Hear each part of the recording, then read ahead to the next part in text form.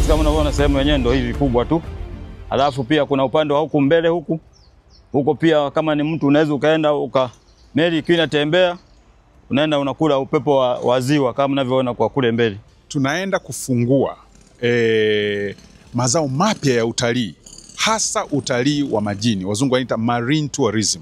Katika marine tourism, eneo ni jiji la Mwanza alimaarufu Rock City, na hapa ni moja kwa moja kutoka katika bandari hii ya Mwanza upande huu wa North. Haya ni maandalizi ya awali kabisa ya mbio hii ya kimataifa Serengeti Safari Marathon.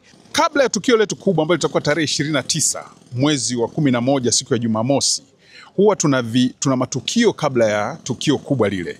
Na tukio hili tunaenda kutembelea maeneo yote haya, kuona utamaduni wa Ziwa Victoria, kuangalia visiwa vya Ziwa Victoria. Sasa eneo hili la ziwa lina mawe makubwa sana, mazuri sana.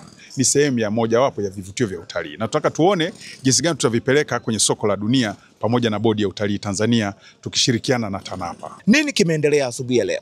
Leo tumepita katika boti, tumeiangalia, tumekutana na captains, tumekutana na wahudumu ndani ya meli, mashefu wanaotoa huduma, lakini pia tumeangalia sehemu za malazi ndani ya boti, tumeangalia ukubwa wa boti na watu wangapi wanaweza wakaingia ndani ya boti. Safari yetu itaanzia hapa kisiwa cha Saa Nane na tutaelekea upande wa Bunda, kwa maana ya kwamba tutafika mpaka Serengeti.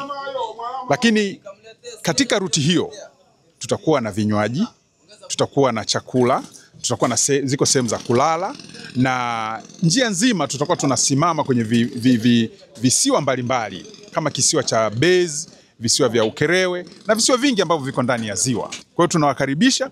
Hii ndio Serengeti Safari Marathon. Hapa ni Mwanza na mimi naitwa Dr. Kadoshi, mwandishi wa habari za hifadhi, utalii na mazingira, uwekezaji na biashara, na hii ni Kadoshi TV. Kadoshi TV, always on time.